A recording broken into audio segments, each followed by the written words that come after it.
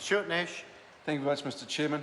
That last member talked about concentrating on those most in need. I would disagree with that, Mr Chairman, from a perspective of the Finance and Expenditure Select Committee, and I'd like to talk about vote revenue. Mr Chairman, I firmly believe that a tax system is there to provide fairness and equity, and I think what we've seen, a lot of the measures this government has put in place do not address the fundamental concerns I certainly have, and I know our party has, around fairness and equity of the tax system. And let me just mention 4 points, if I may, over the next 5 minutes. The first one is the base erosion profit shifting. This is basically large corporates who are not paying their fair share. Now, the Minister actually said, and I'm going to quote the Minister in our estimates hearing, he said, "The simple fact is large organisations with a global reach will work to reduce their tax obligations. I think that is pretty rational behaviour," end quote. Well, it might be rational behaviour, Mr Chair, and it might be the way that large corporates behave, but I don't think we should accept that as normal, and I don't think we should actually say, okay, we're not going to do anything about it. The fact of the matter is that experts have said that New Zealand is missing out on revenue between $1 billion and $7 billion. Now, that's a very wide range, I accept that, but I think what it does show is no one actually knows how much revenue we are actually missing out on. And we have asked, on this side of the House, we have asked Treasury or the IRD to try and quantify that. They won't do that. So as a consequence, we're left hanging, saying, okay, how much more revenue could we have? Now, Mr Chair, I do understand that in order to get this right, we have to take a multilateral approach. The OECD is doing some incredibly good work around this, and they're moving at quite a fast rate of knots. But the thing that's disappointing, Mr Chair, is in terms of putting the measures in place that will allow us to address this, the early adopters, i.e. those countries who are really driving this, they are going to implement laws in 2017 that addresses that. The signed agreement that we've signed up to, we have said that we will do this in 2018. That is the promise we made to the OECD. But disappointingly, our IRD presented a paper said we don't think we should do this to 2019.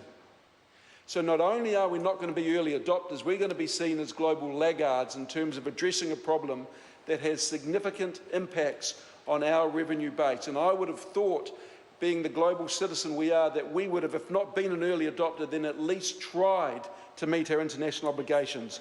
I think we are going to try and do that now. I'm not too sure, but the fact that we even considered being a laggard, and the paper went to Cabinet saying this, just shows that we are actually not taking this seriously at all. Another big issue that has come up this year, Mr Chair, has been the prevalence of the use of overseas trusts to hide tax. Now, we've talked about this in the House a lot, and certainly from this side, and my view, Mr Chair, is this plays into our global brand.